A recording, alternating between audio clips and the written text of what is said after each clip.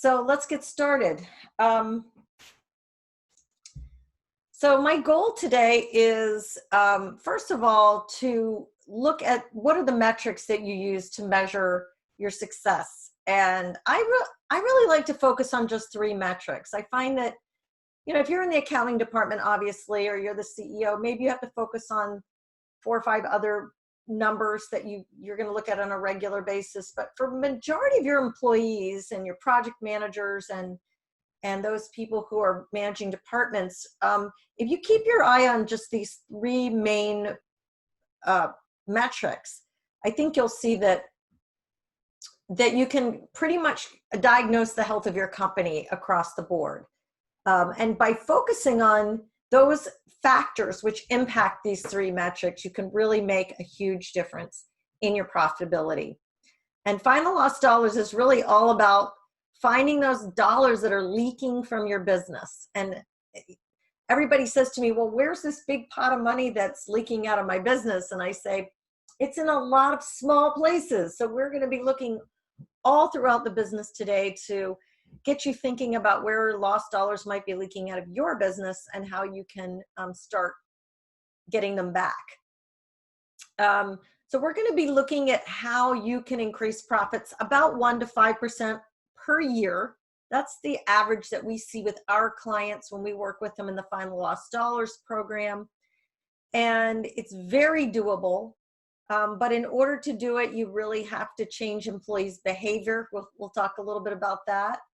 And focus on these 9 areas of the business. And not all of the 9 areas are going to be extremely important to all of you, but I think by the end of this session today, you will have a pretty good idea which ones are your biggest areas that need focus. And so really it comes down to your people, your processes, and your systems. And your processes and systems are kind of useless without your people. Your people are really what drive everything in the company. But all 3 of those have to be working in harmony. So we'll be looking at that. And also the worksheet that Leanne mentioned is going to end up being your takeaway for today. Being able to really look at your own company through a different lens, hopefully, and figure out where you might want to focus your attention. So I want you to think about, and especially if you are in a situation where you have multiple stakeholders in your company, and you need to go to those stakeholders and you need to talk with them about some of the things you're going to learn today. I have found that it's very, very valuable to be very, very clear about what impact this increase in profit would have on your business. When you're talking to employees about profitability, what impact would it have for them? How would additional profit help them? When you're talking to your clients even about why you need to make a profit, which it's critical that your company make a profit, but how can you deliver better service to your clients if you make a profit? How can your company grow? Where would you invest that extra profit? And what would it mean to your business?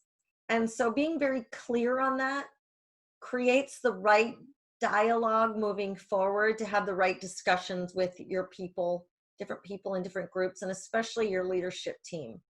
Your leadership team needs to be very, very clear about why you need profit and where you would spend that money if you're able to find it.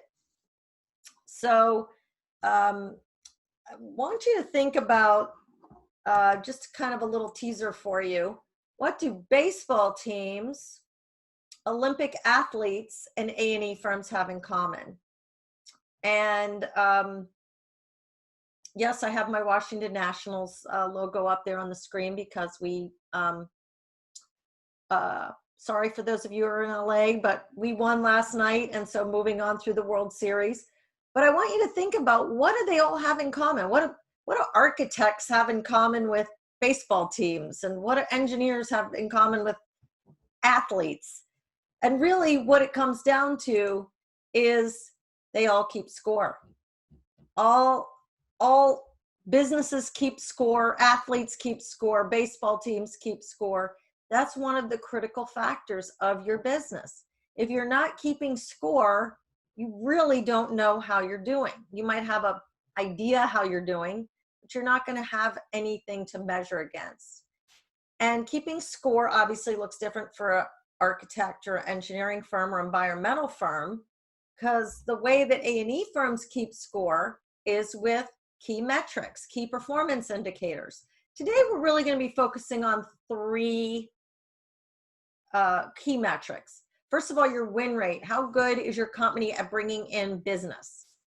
And that's so important, because if you don't bring in enough business, that's going to also affect the next metric, which is your utilization rate, which is a measurement of how well you are utilizing your human resources and keeping your people busy and making sure that they have work to do and the right amount of work to do. You don't want them to have too much work.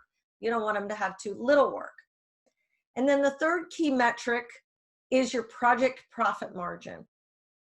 And many, many things affect your project profit margin, which we were going to go into today, taking a deeper look at all of these metrics and all of the different factors within the company that are impacting these three metrics. Now, just for interest, I thought we have within our Find the Lost Dollars training program a calculator tool. And the calculator tool enables you to calculate what a 1 or 2% increase in your metrics would look like in the different 9 areas of your business. So I thought I would just share 3 of them with you, kind of looking at these 3 metrics a little bit more. If you just increased these 3 metrics 1 or 2%, what would that mean to your company? So let's start with your win rate. And win rate is really a reflection of how good you're doing at winning on your opportunities. Now, normally when we measure win rate, I like to focus on competitive win rate, because with your existing clients who are giving you handoff work on a regular basis, those tend to be in the 80 to 90% success rate. For most firms, that clients are just doing a letter proposal or doing a handoff, a quick quote. Most of you are winning that business and winning it easily. And so that's not really what we're focusing on here. We're focusing on competitive proposals. Depending on the size of your firm, the size of your projects, and you know, the example I have here, we have 200 projects or 220 projects we're going after, and each one's 185,000. That might be a firm that's doing a lot of bigger project, maybe design work. Whereas if you're doing a lot of smaller task-related projects, you might have 2,000 projects at 18,500. Same difference, you're going to get the same type of result from doing this calculation. Now, this is generally the numbers that I put together are for about a 100-person firm. That's the size we often work with. Very often, sometimes we work with firms that are much smaller. Sometimes we work with firms that are much bigger. But there's a lot of firms out there that size, so I just thought I would use that as a kind of an area to compare to. And so if you have 220 proposals, your competitive proposals you're doing, and that's quite a few if you think about it, how many you're doing every month, and each one is about $185,000. If you just improve your win rate 1% from 37 to 38%, that's $400,000 extra that you would earn. And given that you would have the same number of employees, the same benefits you're paying them, the same amount of office space and other overhead expenses, all that $400 is going to go straight to your bottom line. Your fixed costs are all already fixed. They're already established. And so you're not going to have a lot of extra expenses with a 1% increase in revenue. And so 400,000 is going to go to your bottom line. And that's pretty good for just improving 1%.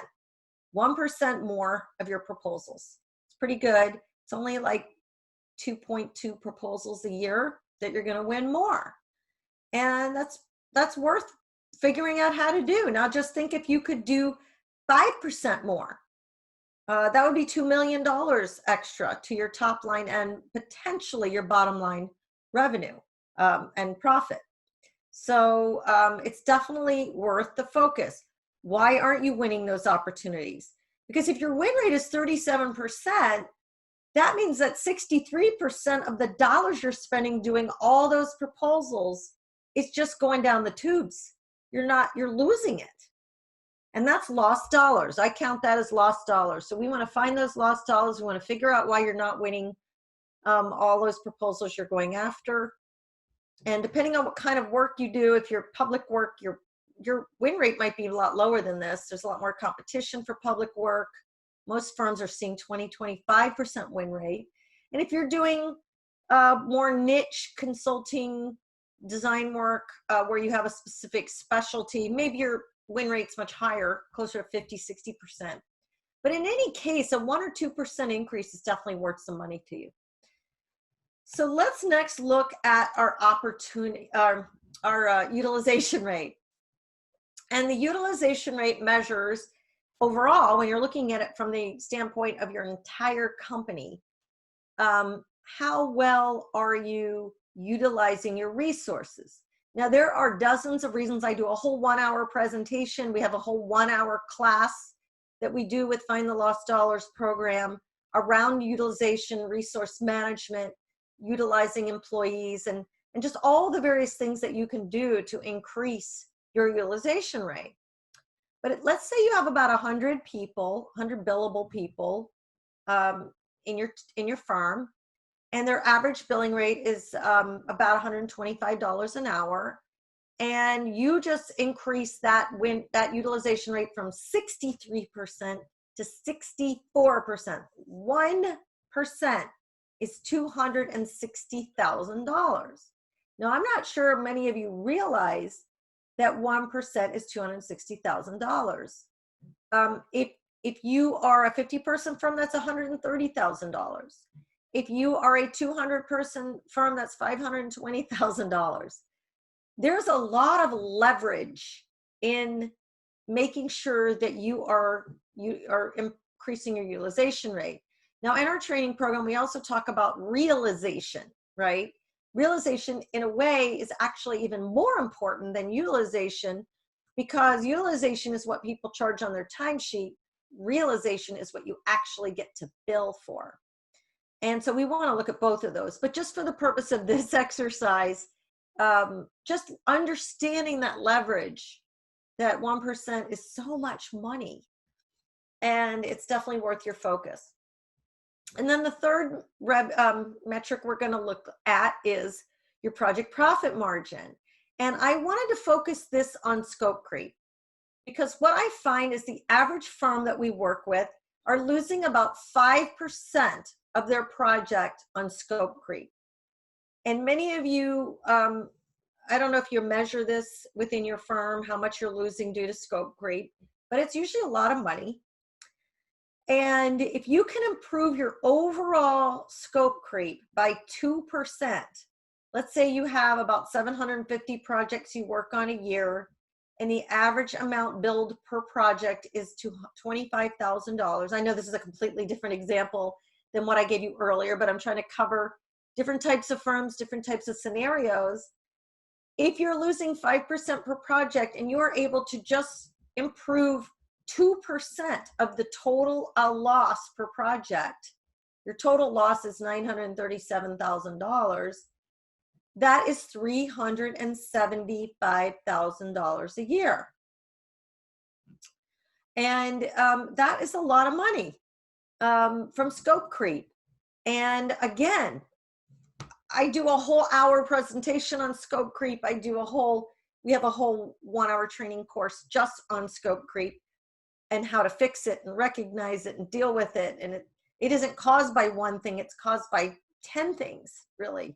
But when you address those 10 things and you focus on them, you can find 375,000 or maybe much, much more if your firm is bigger or has different numbers. So I want you to think about that. What is your firm losing due to scope creep? Do you know that number? One way to find it actually is if you're tracking write-offs in your company, if that's a metric that you track in your system, look at that metric and look at that number each month. And is it realistic? Is it what your target is? You should have a target number for write-offs, and I think it should be very, very, very low as possible. So a lot of what goes on every day in an A&E firm is based on your culture. And in the beginning of my book, Find the Lost Dollars, and in the beginning of our training course, we focus on what we call culture traps. And your culture is basically what people talk about every day. That's really what your culture is. It's what you talk about. And what you talk about with your employees is what defines your culture. If you go to your About Us page on your website, go look what it says about your company. It says we're professional, we're reliable, we have great relationships, we're dependable, we're knowledgeable, we have expertise, we have strong relationships, excellent service, we're, all of those words that you use to describe your company, that is your culture. That is what your employees hear you saying every day and what they're paying attention to. And what the problem is with that is you aren't going to see anything related to financial responsibility, budget excellence, and the fact that you are paying close attention to your client's budget so you can help them control their costs. Which, think about it, if you're one of your clients, wouldn't you want to hear that from one of your architects or engineers or environmental consultants? Hey, client, we are a financially responsible company that is taking great care to ensure that you don't waste any money on this project. Just think how your clients would react to that statement. But in most firms, that is not the culture. The culture tends to be about all of these words that you see on the screen, which are great. They're all important words, but they control your employees' behavior. So for example, when we talk about the culture traps, we often talk about things like quality is everything, meaning many firms lose money just because of over design, or designing too much before you even win the project. So there's all kinds of reasons why you're losing dollars, and a lot of it is based on your culture and what you're focused on. So what we promote across with our clients is quality is extremely important. Keeping clients happy is extremely important, but how do you balance that with profit? Because if you don't have profit, you're not going to be in business. You're not going to be able to withstand the potential recession that we keep hearing about is coming, and being prepared for that. And so being profitable is your number one defense against a recession, and having large cash reserves, being a strong company, being an efficient company, having all of these things that we're going to talk about in a minute dialed in really, really tight, it's going to make the biggest difference for how you are able to endure strong growth, strong profits going forward into the future. So another kind of a metric that you might want to think about looking at, and this is usually done at the project level, is what we call the project profit variance. That is the difference between the profit you expected to get when you did your estimate for your project and the profit you end up with at the end.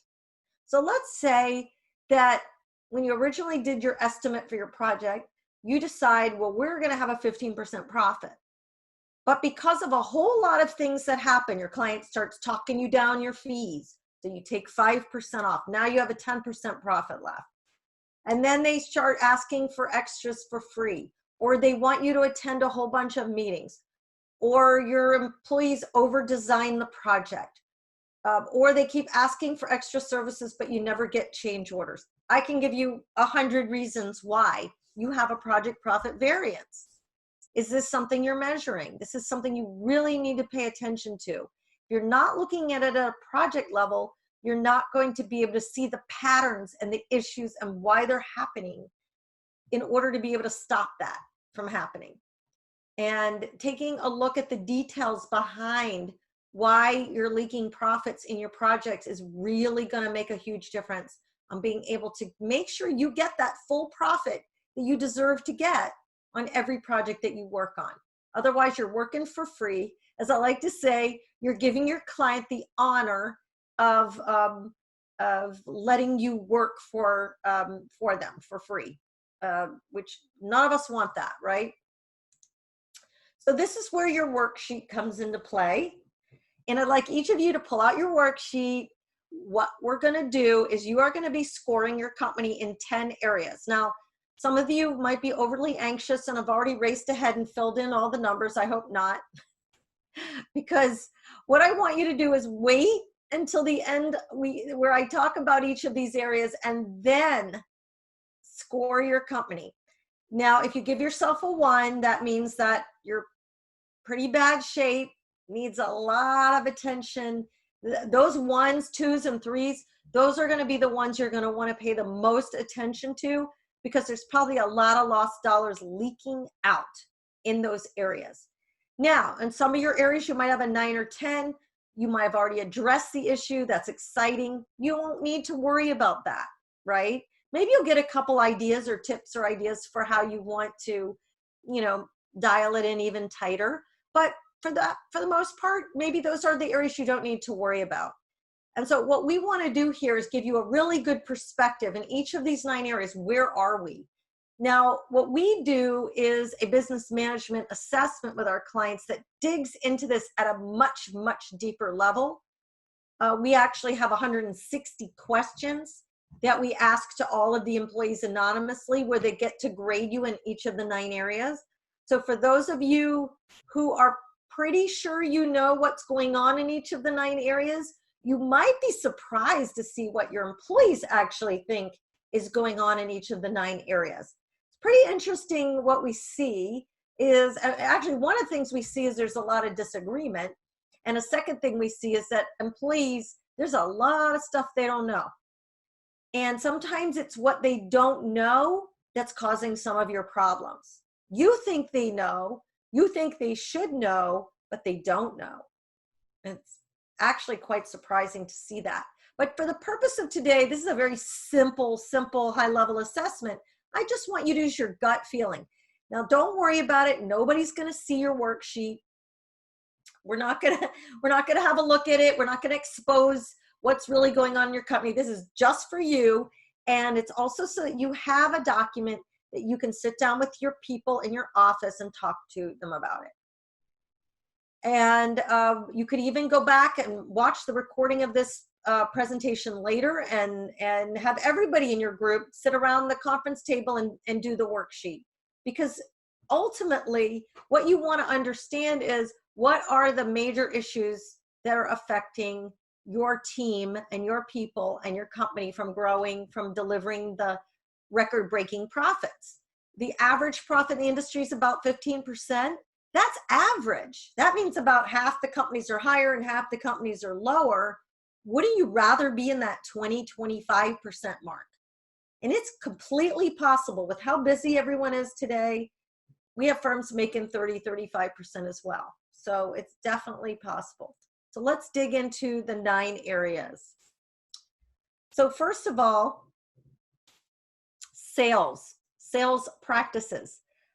Sales practices are really, what we want to look at here are 2 or 3 key things. Number 1 is that win rate. Are we winning the right number of projects? And what your win rate can tell you is, are we going after a lot of projects we can't win?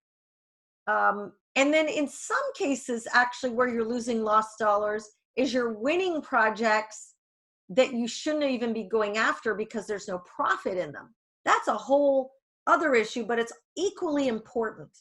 So when you look at your sales practices, your go, no-go is very important, deciding to go after the right opportunities. And then where we see a lot of lost dollars getting lost with sales practices is in how you manage those opportunities. The majority of A&E firms use seller-doer, the seller-doer model, meaning that your employees are designers, they're technicians, they're engineers, they're scientists. They are working on projects part-time, and the rest of the time they are getting involved in developing scopes and writing proposal information and doing presentations and things like that. But how good are they at that? And does your company have an effective process for making sure they're doing the right things and the correct follow-up is happening? Are you using a CRM system, a client relationship management system, that can help you track your sales practices and look to make sure that what you're doing is effective? And so the majority of A&E firms have some holes in the sales process, in the practices that they're following in order to ensure their employees are doing the right things.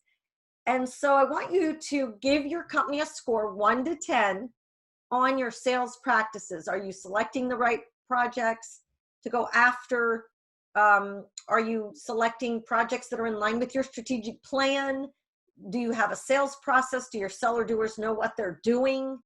And are you tracking good data in your CRM so that you can analyze your pipeline and understand getting the data that you need to be able to keep continuously improving on your win rate? So go ahead and give your company a score 1 to 10 on sales practices.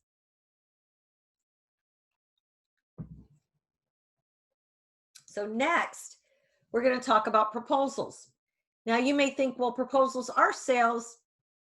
Didn't we just talk about that? But I want to get a little bit more granular here, because what I have found in many A&E firms, and especially with, oh gosh, 30 years of implementing proposal management software, what I started to see was a lot of cumbersome proposal practices, a lot of cutting and pasting. The qualifications data wasn't being managed very well. So employees were spending a lot of time running around the office looking for information. Well, what projects did we do like this? Where are the most up-to-date project descriptions and resumes? Who worked on this project? What do we do? When did it start and end? What were the dollar values? Being able to easily get your hands on all the information you need to effectively do a proposal. And that requires a good coordination between the marketing department and the accounting department. It requires having some software tools to make it easier for you to do all this. And it requires you to have a good process for keeping your qualification data updated and maintained, because that's where a lot of firms fall through the cracks, is, you know, the data isn't getting maintained on a regular basis. And the other part of it is just having a good process. I hear very often that every office does it differently. We all have our own way of doing proposals. And really, isn't there a best way to do it? And think about that. When we talk about process, what I want you to be thinking about is this the best way to do something? Are we doing something the best way? And if you're not doing it the best way, that means there's room for improvement, and that there's opportunity to really help your employees to be more efficient and productive by giving them better instructions, better documentation of processes, so that they are doing the right things. So go ahead and give your company a score 1 to 10 for proposals. And hey, if you're not perfect, no problem. That just means there's lots of money to find. Just look at it the positive way. We're going to make this a very, very positive, positive way of looking at it. So number 3 is estimating. Now, many firms have all kinds of different ways of estimating, but one of the common ways that I see firms estimating is what we call top-down estimating. And that's where you start with your idea of what you think the fee should be, and then you kind of make the hours work or the tasks work to fit in with what you think the revenue or the billing should be on that project. And so I'm not saying that is one way to do it, but by doing it that way, you may not have a really realistic idea of what it's really going to take your employees to get it done. So I really recommend that you do a bottom-up estimate. Bottom-up estimating is where you say, you break down your work breakdown structure, phases, tasks, maybe even subtasks. And then for each one of those, you figure out how many hours and which labor categories of people you're going to need to work on it. How many meetings are you going to have? Is there a contingency included? How many drawing revisions do you think there are going to be? And making sure that it's in line with your client's expectations. Because your estimate is really the foundation of your project. If you get your estimate wrong, your whole project's going to be compromised. Not just in terms of the fee and the profit, but in terms of making sure your clients are happy and they're meeting their expectations. So doing a really good job on the scope and estimate is critical to having a great project. Yet I find that many firms don't have solid estimating practices in place to make sure their estimates are really good. And when you do a bottom-up estimate and you see that it's $30,000 more than your top-down estimate, that is when you need to take a step back and say, does it really make sense for us to do this? Or else find a way to cut back on your scope or present a different option to your client. So I want you to give your company a score 1 to 10 on estimating. And that would look like that you're always doing bottom-up estimating. You're including everything in there that you know it's going to take to get it done. You're taking into account all of your clients' expectations and making sure that it's going to really be able to deliver the level of profit that you want on your project. So go ahead and give your company a score on your estimating. So next we're going to talk about scope creep. And very often when we talk about scope creep, what comes to mind is that project manager who is in a situation with a client, just like you see in this cartoon on the screen, where the client's asking for something, hopefully not this crazy, but maybe the client's asking for something that's going to cost you, $4,000, let's say.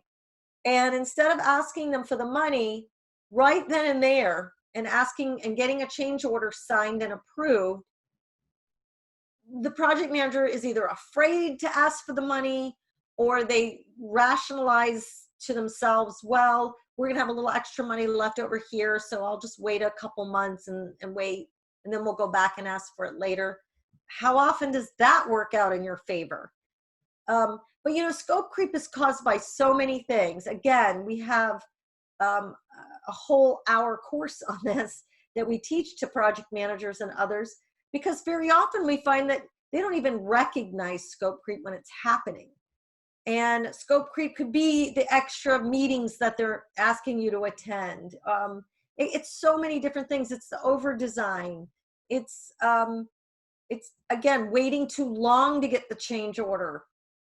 Very often if you wait too long, you're just never going to get it. You're going to get in an argument with your client, and then you're going to have a harder time justifying your position.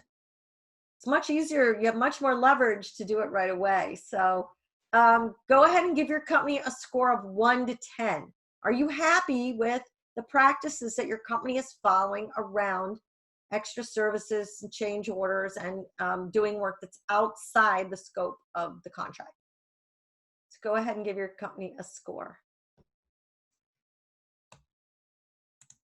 So next, let's talk about project management. Now, one of the reasons that I have this picture of this guy spinning things in the air, spinning plates in the air, is because think about all the things your project managers do. Their life is kind of tough. I mean, they get involved in so many activities that they are never trained to do. And that causes a lot of problems. That means that in many areas of the work they're doing, they're not efficient. And they haven't even been trained. And very often what we see when we go in and do our analysis within companies and we talk to project managers is that each of them is doing something different. Well, again, we talked about that there's a best way to do something.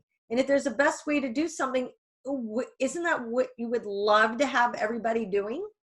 And so project management very often just isn't there's no accountability around it.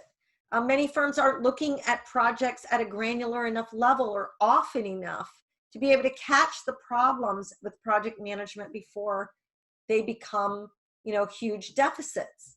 And project managers need a lot more support. They need training. They need training on how to read reports that you're giving them, and financial management, business management. They need to have administrative support to ensure that they're not wasting their time doing administrative tasks all the time. And, so project management needs a lot of help. And it for sure needs a well-documented project management practice guide that can help your project managers learn how to be good project managers and execute on their jobs. Very often what we see is the job description for a project manager has no relationship to what they actually do every day. And so bridging that gap is very, very important. And there's a lot of dollars getting lost in project management.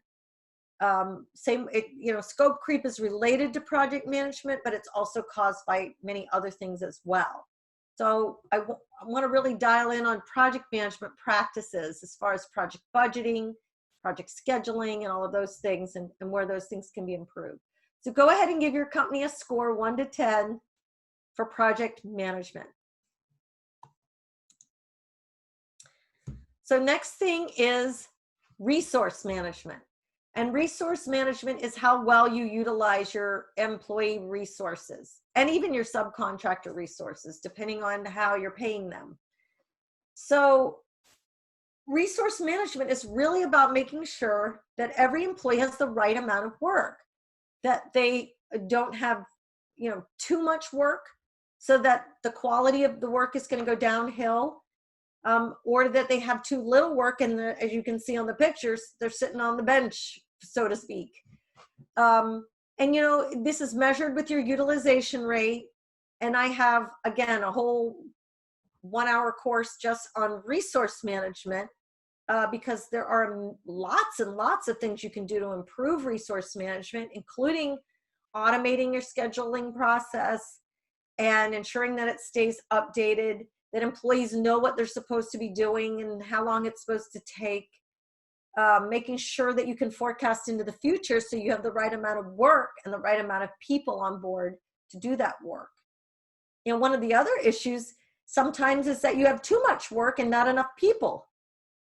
And so some firms are actually turning work away in that case.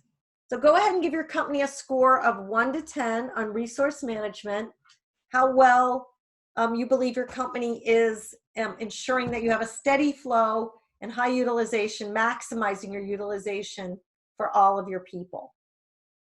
So go ahead and give your company a score 1 to 10.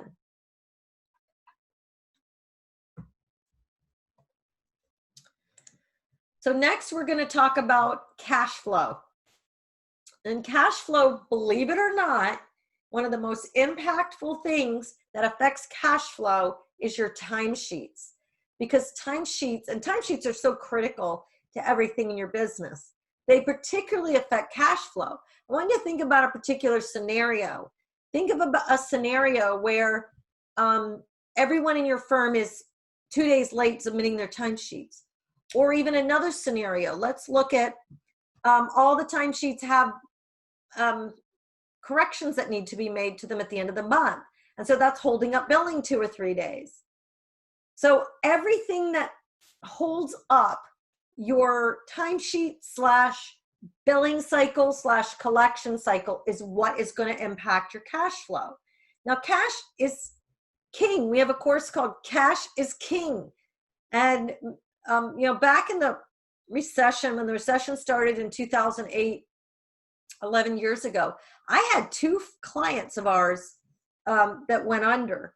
And the reason they went under is that they each had over $1 million in accounts receivable. And so they had no cash and they couldn't pay their employees. So cash is so critical. And if you don't have enough cash, you have to borrow it from the bank, and that's where your lost dollars are. It's that interest that you're paying your bank to get the loan so that you can afford to run payroll. Now, I want you to think about from the time your employee does some work, then they put it on their timesheet, then it gets invoiced. And if you're a subcontractor, then it gets invoiced to maybe, if you're an engineer, it gets invoiced to an architect. Then they have to put it in through their billing cycle. Then it gets invoiced to the ultimate owner or client. And then they have their payment cycle. And if you're on a pay when paid basis as an engineer, you might wait 120 days to get paid. Well, where's your company supposed to come up with the cash for those 120 days? If you don't have huge cash reserves, you're going to end up having to borrow money. And that has a cost associated with it. So I want you to give your company a score of 1 to 10. And this would include your timesheet practices, your invoicing and billing practices. A 10 would look like no corrections at the end of the month, daily timesheets, everybody's doing accurate timesheets, getting those bills out in 2 days from the end of the month, and you have a 45-day collection cycle would be a very nice collection cycle. That was what a 10 would look like. You might have a better idea what yours looks like, so go ahead and give your company a score of 1 to 10 on your invoice cycle and cash flow.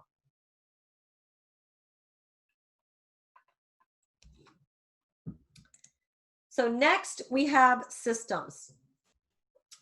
And hopefully your server room does not look like this picture, but really what non-integrated systems, the way that they affect lost dollars is in your employees' time management. Think about every time that you have to root around in your office looking for something. It could be looking for an employee's resume that's somewhere on that server. It could be which is the right client address, because we have 6 client databases. It could be a copy of a contract. It could be emails that you're looking for that relate to a project. But whatever they are losing dollars. Now, normally the way we measure those dollars is in the time spent in either redundant data entry. That's where you have to enter one piece of data into more than one place. So think about that in your business. Do you have any redundant data entry points? The second area that I find a lot of dollars are wasted is in employees dumping data out from one system into a spreadsheet, then spending hours and hours and hours manipulating it every week or every month in order to develop some other report. But it's really just the same data. It's just presented differently. And believe me, it wastes so much money in your company. If you remember that a 1% increase in utilization for a 100-person firm is $260,000, that's 42 minutes a week.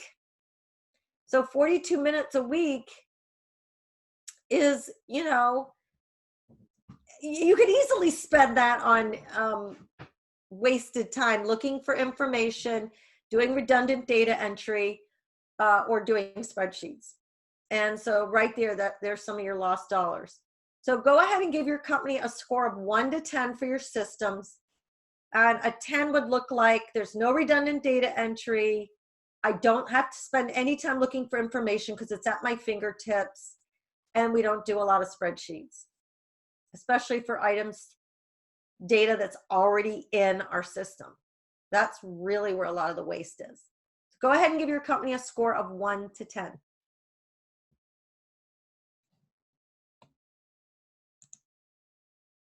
And then our last one is client relationships. You notice there is a number 10 there. We'll talk about that in a sec. Client relationship. So the cost of losing a client. How many of you can think of a time when you lost a client and you were baffled? You know, you were surprised. Why did we lose this client? Why did they go away? And so client relationship management is really such a critical part of running a business. And the way that we look at it, the way I kind of look at it from a lost dollar standpoint is that you have good clients and you have bad clients. And sometimes the cost of client relationships is giving too much attention to your bad clients and not enough attention to your great clients. But when you identify who your great clients are and you give them the right level of attention and get feedback from them and make corrections to ensure that you're addressing any issues that you've uncovered in your feedback, then your client relationships can deliver for you a lot of additional revenue. And that would be in cross-selling and upselling and getting more and more projects from your clients, your existing clients. Now, I believe that client relationship management should be an intentional focus of your company. You might even have a client experience guru in your company, and their whole job is to make sure that your clients have a stellar experience working with your company. And this is a very important area to focus on. I have one client who had one guy in their office just for 6 months. He focused on going out and meeting with all of their top 20 clients face to face, flew or drove to their offices, sat down with them, and actually spend time educating them about what they do. And he was able to get an additional $800,000 in fees from those visits, just as a result of sitting down and meeting with those people. And I'm sure that those visits actually solidified a lot of relationships and turned into a lot of additional revenue later on as a follow-up. So I want you to think about this, give your company a score 1 to 10. And what a 10 would look like is you have a well thought through, documented client retention plan for every key client, and that your people know exactly what they have to do and they're doing it to ensure that you are able to capitalize on your excellent client relationships. So go ahead and score your company from 1 to 10. Don't worry if you don't have all 10s. It's all right. It just means there's money to find. And then last of all, I want you to think about your leadership of your company, because, and this is, in many ways, this is the most important one, and kind of something I have to deal with every day, in that I go into executive teams, I'm meeting with all the key stakeholders in the company, and they're not on the same page. They're not committed to continuous improvement. They're not committed to modernizing the company and making it work better. They're not committed to finding all those lost dollars. So I really, really want you to think deeply and honestly about your leadership team and how committed they are to addressing the other 9 issues that you just identified above on your worksheet. So go ahead and give your leadership team a score of 1 to 10 based on their level of commitment to address these issues. And hopefully you all have a 10. That would be the one thing you really, if you have a 10 in that area, I'm very, very, very confident that you can find a ton of money. So I want you to add up your score. Add all those numbers up. For those of you engineers, I'm sure you've already added them up quickly. And some of you may have 10 to 25. And yep, you have a ton of work ahead of you, but there's also a lot of money to find, because improving all of those 9 areas, while it might take you a little while, there's a lot of money to find. 26 to 50, there's still so much money to find. 51 to 75, I'll bet you 75% of you are in that middle range there.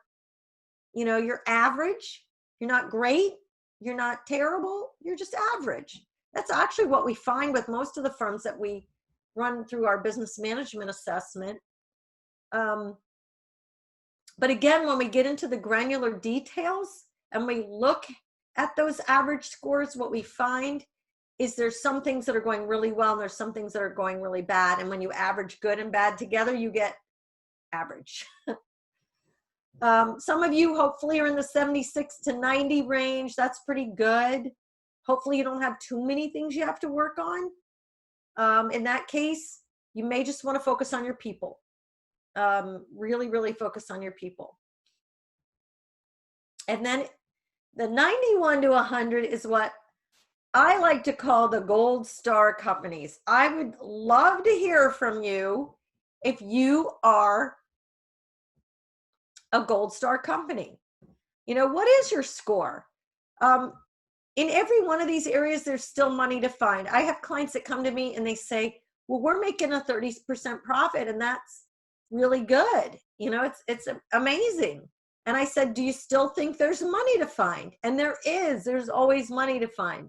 Now, it may not be your top priority, but if your profit is less than 20% or even 25, depending on what niche industry you're in, I promise you that you could have a significant increase in profit margin by, you know, really focusing in on this stuff. And a lot of it comes down to your employees, making sure they're doing the right things every day. Your processes and systems are there to support your employees. Without employees, you don't need processes and systems. So processes are there to guide your employees and give them the steps and the best way to do something, so they know what the best way to do something is and make sure they're doing it.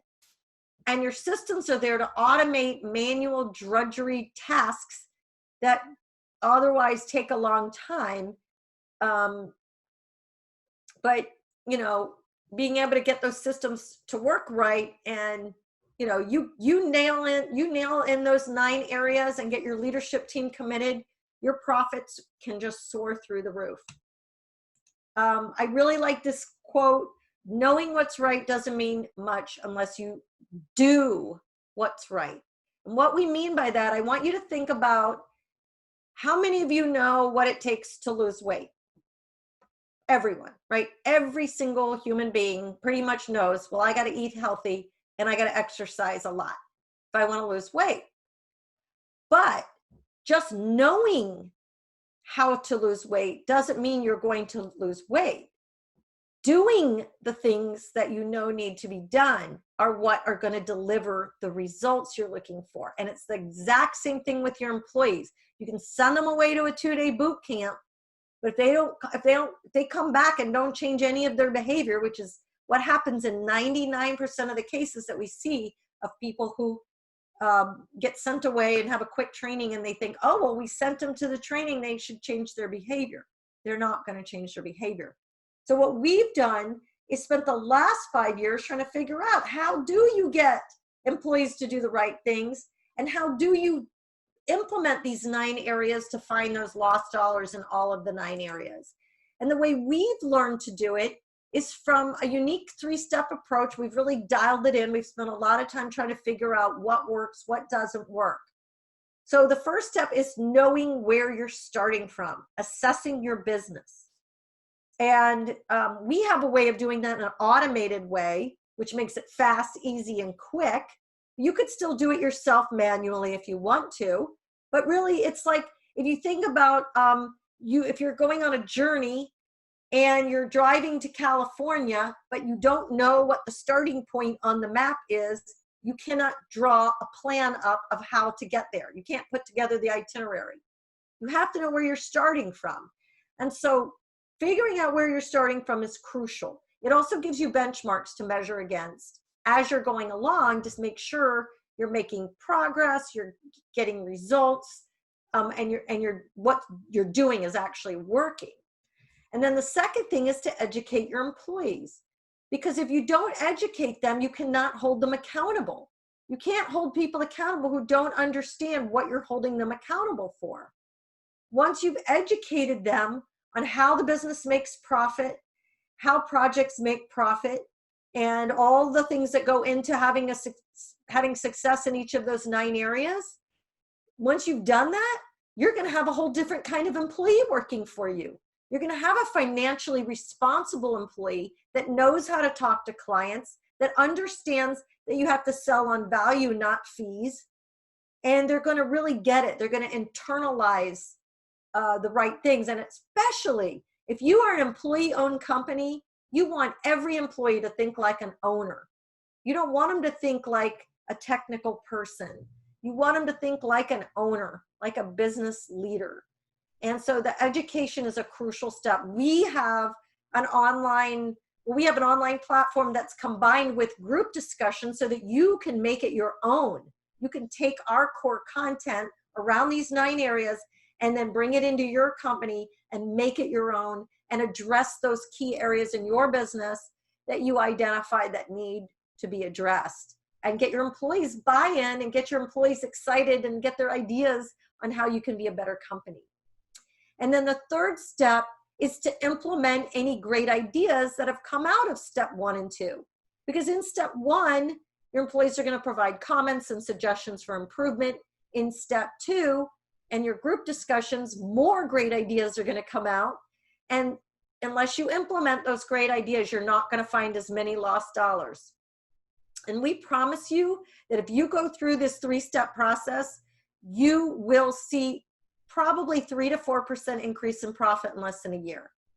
This is the key. And we have done this with over 50 companies. We have tons of them doing it right now, and they're working on it. And each year they're seeing more progress and more progress. But there's actually some results that you can get instantly. We actually have this little competition we do where we encourage every employee to find $10,000 in 10 weeks. And it's amazing the kinds of things that employees can uncover in your business when they're focused on it. So what we do at AEC Business Solutions is focus on these things. Transform your team into leaders, business leaders, so that you are stronger in the future. You can grow, you can deal with the upcoming recession whenever it comes, next year or in 5 years, and that you can have high performing employees. You can have a high win rate. Your profits can be maximized. You're not going to have a variance. And you can have an accountable culture that's focused on financial responsibility and great financial results. So some people ask me all the time, well, how can you help us? Well, really, I wanted to lay out for you, this is why our clients call us up. This is when they call us for help. Either, their profits are down and they're leaking profits. Their project managers don't understand business and they need to develop the next group of leaders in the company so that they have business savvy and business acumen. Maybe you're growing and you need better processes and systems. Maybe everybody's doing everything their own way. We see that a lot. There's all these offices. They all have their own way of doing estimating, their own way of doing budgeting, their own way of doing billing, everything. And there's just so much inconsistency. And, a lot of companies now have this one company initiative. And we very often are helping companies make sure that everybody across the organization is doing things the right way. And then another one we hear a lot from our clients is that they really want to modernize their organization. That, we have these founders and they established old ways of doing things, but things are changing rapidly. There's more competition, there's more technology. Our clients are changing the way they do things, and we need to modernize. We need new processes and systems. We need to prepare our company for the future. So I know many of you may not be ready to talk to us right now. Maybe a few of you are. We find that for every, say, 20 people, maybe 3 or 4 are dealing with these issues and really want to address them right away. And if so, we're happy to meet with you and see if there's anything we can do to help and whether our approach and our program is appropriate for your company. If not, keep us in mind. Maybe one of these issues will come up later on, and we just want you to know that we're here and we're here to help you, and that we love finding lost dollars, and we love turning every one of your employees into a lost dollars finder. Because when you do that, when you convert your company into a team of people all looking for lost dollars, your profits will just soar, and it'll solve so many issues you have in your company. So I hope you've really enjoyed this today, and that I've given you some good ideas and some perspective. I hope the worksheet has been valuable for you, and that it gives you at least a tool that you can use to have some discussions within your firm. So feel free to reach out. If you would like to talk to me personally, reach out. We can set up a time to chat and just explore your worksheet. We'll go through your worksheet together and talk about it a little bit and figure out, whether what we're doing is right for you, or maybe we'll have another suggestion for you. about how we can help you find lost dollars or how you can do it yourself.